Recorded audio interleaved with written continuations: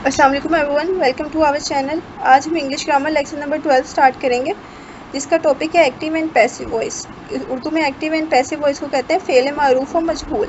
इसमें हम इस लेक्चर में देखेंगे जनरल रूल्स क्या होते हैं एक्टिव पैसिव वॉइस के, एंड टेंसेस कन्वर्जन्स, लाइक उसमें टेंसेस के कैसे कन्वर्जन होते हैं जब हम एक्टिव से पैसिव वॉइस में चेंज करते हैं या पैसिव से हम एक्टिव में चेंज करते हैं। तो टेंस जो होता है एक सेंटेंस से दूसरे में जब चेंज करते हैं तो टेंसेस में कैसे कन्वर्जन आती है वो देखेंगे। चलिए स्टार्ट करते हैं सबसे पहले फंडामेंटल कॉन्सेप्ट्स के साथ कि एक्टिव एंड पैसिव का हमें कैसे पता चलेगा कि ये एक्टिव वॉइस है या पैसिव वॉइस का सेंटेंस है।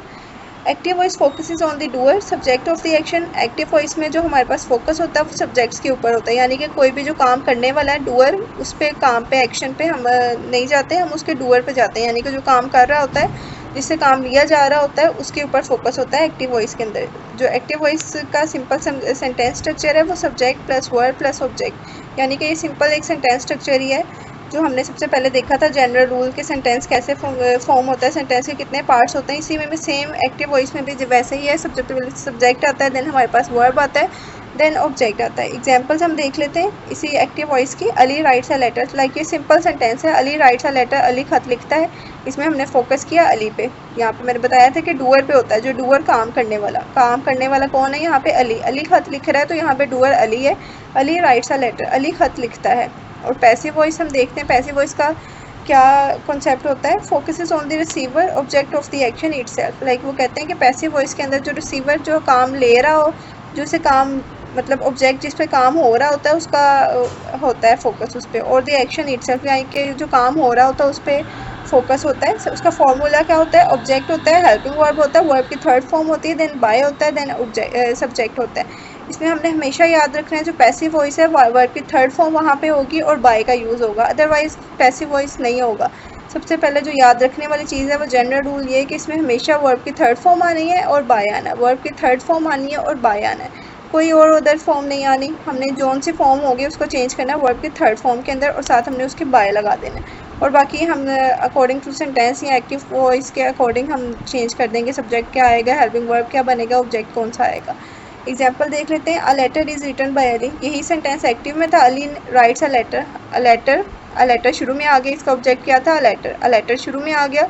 अली अ लेटर एक सिंगल था वर्ड, ES लगा हुआ था, ES से हमें अंदाज़ा हो रहा है कि प्रेजेंट इंडेफिनेट का सेंटेंस है। प्रेजेंट इंडेफिनेट को जब हमने चेंज करना होता है तो हमने साथ इज़ एम आर लगाना होता है। प्रेजेंट के किसी भी टेंस को हम चेंज करेंगे प्रेजेंट इंडेफिनेट को तो हम इज़ एम आर आ जाएगा। इज़ आ गया यहाँ पे, अली लेटर सिंगल था तो साथ इज़ लगाया। रिटन राइट की थर्ड फॉर्म रिटन आ गया यहाँ पे, वर्ब हेल्पिंग वर्ब भी आ गया इज़, ऑब्जेक्ट आ गया लेटर, वर्ब की थर्ड फॉर्म आ गई रिटन, बाय आ गया बाय, सब्जेक्ट यहाँ पे क्या था? अली। अली लिख रहा था ना, यहाँ पे डूअर पे काम हो रहा था तो डूअर था अली, अली आ गया। A letter is written by Ali, खत अली से लिखा जाता है। खत देखें यहाँ पे फोकस क्या है? ऑब्जेक्ट पे फोकस है, जो कि एक्शन हो रहा है, खत पे फोकस है। देन हम देखते हैं 5 golden rules of passive voice.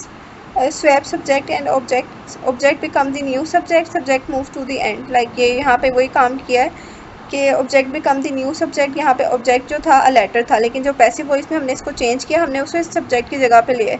A letter शुरू में आ गया, लाइक वो एक सब्जेक्ट की जैसे सब्जेक्ट शुरू में आता है इसी तरह ऑब्जेक्ट शुरू में आ गया। And subject move to the end, और जो सब्जेक्ट होता है अली, वो हमने देखा कि वो अली एंड पे चला गया। अली को हम लास्ट पे, जो सब्जेक्ट था उसको हम एंड पे लिया, जो ऑब्जेक्ट था वो शुरू में आ गया और सब्जेक्ट को हम लास्ट पे लिया, जबकि यहाँ पे सब्जेक्ट शुरू में था और ऑब्जेक्ट लास्ट में था। और auxiliary verbs insert appropriate helping verb based on the tense and new subject. वो कह रहे हैं कि जो हेल्पिंग वर्ब हमने लगाना है वो हमने टेंसेस के अकॉर्डिंग लगाना है। इससे हमने देखना है पहले एक्टिव वॉइस का सेंटेंस कौन सी टेंस का। यहाँ पे हमने देखा है ES लगा हुआ है, अगर यहाँ पे रिटर्न लिखा होता है या राइट रोट लिखा होता, अली रोट अ लेटर, तो रोट तो हमें पता है कि सेकंड फॉर्म यूज़ होती है प्रेजेंट पास्ट इंडेफिनेट में, तो हमने यहाँ पे वाज या वर्ड लगाना था, लेकिन हमें पता है यहाँ पे ES का यूज़ किया गया। ES यूज़ होता है प्रेजेंट डेफिनेट में, तो यहाँ पे प्रेजेंट का टेंस है तो हमने प्रेजेंट का ही हेल्पिंग वर्ब लगाना, जो कि है इज़ एम आर। यहाँ पे इज़ हमने इसलिए लगाया, एम इसलिए नहीं लगाया। एम होता है आई के साथ और आर होता है किसी भी प्लूरल चीज़ के साथ, यानी कि कोई भी जमा वाली चीज़ हो, कोई भी ज़्यादा चीज़ें हों उसके साथ आर लगाना था, लेकिन यहाँ पे एक सिंगल लेटर की बात हुई है तो हमने यहाँ पे इज़ में चेंज कर दिया इसको। वो यहाँ पे वही बता रहे हैं कि insert appropriate helping verb based on the tense and new subject. उसके बाद ऑलवेज वर्ब की third form, main verb is always transform into past participle verb third form. वो कह रहे हैं कि जो मेन वर्ब है हमेशा वो जो ये वर्ब है राइट्स लिखा था उसको हमने रिटर्न में चेंज कर दिया, हमेशा यहाँ पे थर्ड फॉर्म ही यूज़ होनी है। बाय से पहले हमेशा थर्ड फॉर्म लगानी है, हमेशा हर टेंस के अंदर वर्ब की थर्ड फॉर्म ही लगेगी पैसिव वॉइस के अंदर। Then preposition by, add by before the agent doer at the end। वो कह रहे हैं कि हमेशा by का यूज़ करना है जो हमने सब्जेक्ट लगा रहे हैं उससे पहले। जो एजेंट या डूअर है, यहाँ पे हमने डूअर को क्या कहा है, सब्जेक्ट, यानी कि सब्जेक्ट से पहले हमेशा हमने by का यूज़ करना है आखिर के अंदर। प्रोनाउन के shift change subjective pronoun to the objective pronoun. कह रहे हैं कि जब हमने प्रोनाउन का चेंज करना है, जो सब्जेक्टिव प्रोनाउन है उसको ऑब्जेक्टिव प्रोनाउन के साथ चेंज कर देना है। यानी कि प्रोनाउन शिफ्ट अगर यहाँ पे अली है तो हमें पता है कि उसको अगर यहाँ पे प्रोनाउन का यूज़ होता ही की जगह हमने हिम लगा देना था, लाइक इस तरह का शिफ्ट होगी। देन हम यहाँ पे देख लेते हैं प्रोनाउन के इस कन्वर्जन टेबल। सब्जेक्ट अगर आई हुआ तो ऑब्जेक्टिव प्रोनाउन में हम मी कर देंगे, वही हुआ तो अस कर देंगे, यू हुआ तो यू का यू ही रहेगा, ही की जगह हिम आ जाएगा, शी की जगह हर आ जाएगा, इट की जगह इट ही रहेगा। इट और यू दोनों सेम ही रहेंगे, इनमें चेंज नहीं आएगी। बाकी सब में चेंज आ रही है, इट और यू में बिल्कुल चेंज नहीं आ रही। डे की जगह देम आ जाएगा पैसिव वॉइस में। Board exam alert, the four non passive tenses. Passive voice is not possible for present perfect continuous, इसके लिए हमेशा पैसिव वॉइस कभी भी नहीं आएगा। पास्ट परफेक्ट कंटिन्यूस, इसमें भी कभी भी पैसिव वॉइस का यूज़ नहीं होगा। फ्यूचर कंटिन्यूस में भी नहीं होगा, फ्यूचर परफेक्ट कंटिन्यूस में नहीं होगा। ये चार ऐसे टेंसेस हैं जिसमें जिसकी पैसिव वॉइसेस अवेलेबल नहीं है, यानी कि पॉसिबल भी नहीं है, यानी कि इनको एक्टिव से पैसिव में चेंज नहीं किया जा सकता इन सेंटेंसेस को।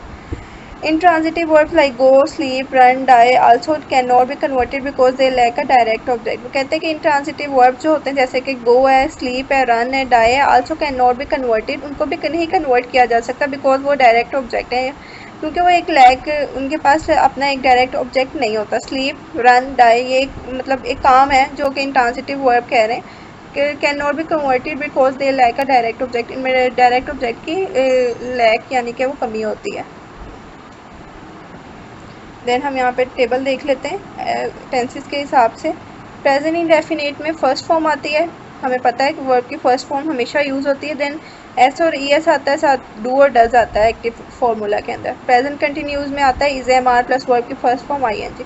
अगर हम जो प्रेजेंट इंडेफिनिट को हम पैसिव में चेंज करते हैं तो इज एम आर वर्ब की third form, like he place cricket, यहाँ पे एस लगा हुआ है, सिंगल वर्ड के साथ हमने एस और ई एस हमेशा लगाना है। उसको जब हमने पैसिव में चेंज किया, हमने इज एम आर यूज़ किया, वर्ब की थर्ड फॉर्म यूज़ करनी है। क्रिकेट इज़ लगा दिया, इज़ प्लेड बाय हिम।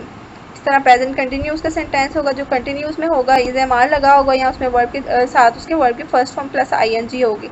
तब अगर ये सेंटेंस हो तो हमें पता चल जाएगा ये प्रेजेंट कंटिन्यूस का। तो हमने जब उसे पैसिव वॉइस में चेंज करना है, पैसिव फार्मूला में चेंज करना है, उसका क्या होगा, इज एम आर ही लगेगा, सेम वही उसके जो हेल्पिंग वर्ब्स हैं वही यूज़ होंगे। साथ हमने जो एडिशन करना है वो बीइंग का करना है, I N G, B E I N G, ये बी नहीं लगाना है, यहाँ पे B E I N G being लगाना है। देन वर्ब की थर्ड फॉर्म लगानी है।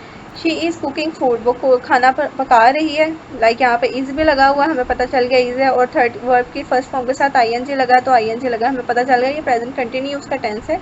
तो हमने जब उसको पैसिव में चेंज करना है तो सबसे पहले फूड स्टार्ट में आ जाना। फूड अगर singular, food as a singular use होगा, फूड इज़ बीइंग हमेशा आना। मैंने बताया यहाँ पे जो पैसिव वॉइस में जब चेंज करना कंटिन्यूस टेंस को, तो वहाँ पे बीइंग हमेशा लगेगा। देन वर्ब की third form, then by, she की जगह मैंने यहाँ पे बताया कि जो शी का ऑब्जेक्टिव प्रोनाउन होगा, शी की जगह आ जाएगा हर। देन हम करेंगे प्रेजेंट परफेक्ट। प्रेजेंट परफेक्ट में हैज़ है वो हमेशा आता है, वर्ब की थर्ड फॉर्म आती है। जब हम उसे पैसिव में चेंज करेंगे देन हैज़ बीन और हैव बीन आ जाएगा। हैज़ है वैसे ही, देन बीन का एडिशन हमने किया है, वर्ब की third form. They won the match has been won by them, the match has been, यहाँ पे भी सेम उन्होंने यूज़ किया, द मैच आ गया, has been won by them. They की जगह उन्होंने कर दिया देम, हैज़ बीन लगाया। द मैच सिंगुलर था इसलिए हैज़ लगाया, अदरवाइज हैव आना था। तो पास्ट इंडेफिनिट वर्ब की सेकंड फॉर्म प्लस डिड आएगा, तो हमें पता चल, यहाँ डिड कहीं सेंटेंसेस में यूज़ होगा या वर्ब की सेकंड फॉर्म यूज़ होगी, तो हमें पता चल जाएगा ये पास्ट इंडेफिनिट का टेंस है। जब हमने उसे पैसिव वॉइस में चेंज करना है तब हमने उसमें जो हेल्पिंग वर्ब यूज़ करने हैं उसको हमने वर्ब की थर्ड सेकंड फॉर्म और डिड को चेंज करके वाज या वर्ड लगाना है उसके अंदर हेल्पिंग वर्ब और वर्ब के थर्ड फॉर्म में चेंज कर देना। Then I wrote a letter, यहाँ से हमें सेकंड फॉर्म लगी हुई है, हमें सिंपल सेंटेंस में पता चल गया कि पास्ट इंडेफिनिट का सेंटेंस है। देन हम उसको थर्ड फॉर्म में चेंज करेंगे और साथ हम उसके वाज या वर्ड लगाएंगे। अगर सिंगुलर है तो वाज लगेगा, अगर प्लूरल है तो वर्ड लगेगा। और स्टोरी सिंगुलर था, स्टोरी के साथ हमेशा फिर वाज आएगा, सिंगुलर है इसलिए वाज लगा। रिटर्न थर्ड फॉर्म बाय आ गया, और आई की जगह मैंने यहाँ पे कहा प्रोनाउन शिफ्ट जो होगी वो आई की होगी मी, तो इसीलिए यहाँ पे भी हमने यूज़ किया मी। उसके बाद पास्ट कंटिन्यूज़ में वाज वर्ड प्लस ING लगा होता है हमेशा, तो अगर हम इसको चेंज करेंगे तो इसमें भी सेम उसी तरह जो हमने प्रेजेंट कंटिन्यूज़ में किया था, is am are plus verb की फर्स्ट फॉर्म ING, देन हमने सिंपल बीइंग का एडिशन किया था। इसमें भी सिंपल यहाँ पे हमने बीइंग का एडिशन किया, बाकी सारा वही सेम स्ट्रक्चर है। सिंपल हमने वर्ब की फर्स्ट फॉर्म चेंज कर दी है थर्ड फॉर्म से, वर्ब की फर्स्ट फॉर्म चेंज हुई थर्ड फॉर्म से, बस एडिशन क्या बीइंग, और is am are helping verb same ही रहे। उसका सेंटेंस देख लेते हैं। She will sing a song will be sorry ये वाला, you were calling him, he was being called by you। you का मैंने बताया था कि you हमेशा जो ऑब्जेक्टिव केस में या ऑब्जेक्टिव प्रोनाउन में you का you ही रहेगा और it का भी it ही रहेगा। पास्ट परफेक्ट में हमेशा आता है हैड और वर्ब की थर्ड फॉर्म, तो अगर हम ये सेंटेंस में ये चीज़ें अवेलेबल हों तो हमें पता चल जाएगा ये पास्ट परफेक्ट है। जब हमने उसे पैसिव में चेंज करना हो तो हमने हैड के साथ हमेशा बीन लगा देना है और वर्ब की थर्ड फॉर्म। इसी तरह प्रेजेंट परफेक्ट में जो हमने चीज़ की थी वो हमने हैज़ और हैव के साथ बीन लगाया था। इसमें भी अगर पास्ट परफेक्ट है तो हैड होता है उसका जो हेल्पिंग वर्ब, उसके साथ हमने बीन लगा देना है और सेम वही वर्ब की थर्ड फॉर्म। देन वही हैड बिल्ड अ हाउस, वही हैड बिल्ड अ हाउस हमने घर बना चुके हैं। A house had been build by us, वही की जगह आ गया अस, हैड बीन हैड के साथ बीन आ गया, बाय बिल्ड थर्ड फॉर्म ही थी तो बिल्ड ही हमने रहने दी और बाय अस आ गया। फ्यूचर इंडेफिनिट विल और शैल आता है। फ्यूचर इंडेफिनिट में हमेशा साथ वर्ब की फर्स्ट फॉर्म आती है। अगर ये आ गया सेंटेंस के अंदर तो हमें पता चल जाएगा ये फ्यूचर इंडेफिनिट का है। देन हम उसको अगर पैसिव में चेंज करेंगे तो जो पैसिव का स्ट्रक्चर है वो विल और शैल के साथ बी लग जाएगा और वर्ब की थर्ड फॉर्म। देखें आपने यहाँ पे देखा है कि वर्ब की हमेशा थर्ड फॉर्म ही पैसिव में यूज़ हो रही, कोई अदर फॉर्म नहीं यूज़ हो रही। जस्ट जो चेंजिंग हो रही है वो हमने हेल्पिंग वर्ब में चेंज करनी है, अकॉर्डिंग टू टेंसेस हमने वो हेल्पिंग वर्ब यूज़ करना है। अदरवाइज बाकी कहीं पे भी चेंजिंग फॉर्म्स ऑफ वर्ब में नहीं हो रही, फॉर्म हमेशा सेम ही रहेगी जो कि वर्ब की थर्ड फॉर्म है। वर्ब की थर्ड फॉर्म हमेशा पैसिव में यूज़ होगी, ये हमेशा याद रखना है हमने। उसके बाद she will sing a song will B sung by her, she का हर आ गया प्रोनाउन केस।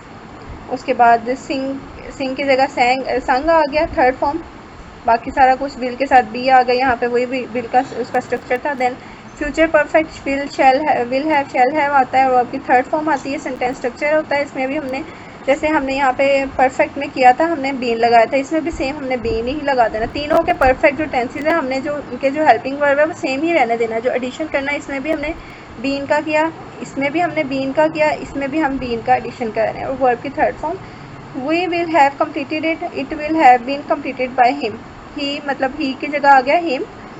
मैंने बताया था यहाँ पे ये वही टेबल याद रखें, ये टेबल बहुत ही इंपॉर्टेंट है पैसिव वॉइसेस जब हमने करना होता है, सेंटेंसेस को समझना होता है तो हमें ये सब्जेक्टिव प्रोनाउन और ऑब्जेक्टिव प्रोनाउन पैसिव और एक्टिव केसेस के अंदर हमें पता होना चाहिए कि किसने किस में चेंज होना। आई ने हमेशा मी में चेंज होना, वी ने अस में, यू ने यू में, यू का हमेशा यू रहेगा, इट का भी इट रहेगा, बाकी सब चेंज हो गए। ही का हिम हो जाएगा, शी का हर हो जाएगा, दे का देम हो जाएगा। इसी तरह यहाँ पे उन्होंने लिखा है ही, तो ही का हिम हो गया, इट विल हैव बीन, यहाँ पे देखें उन्होंने बीन का एडिशन किया, यहाँ पे भी हमने बीन का एडिशन करना था। थर्ड फॉर्म आ गई completed by him. So this is all about this today's lecture.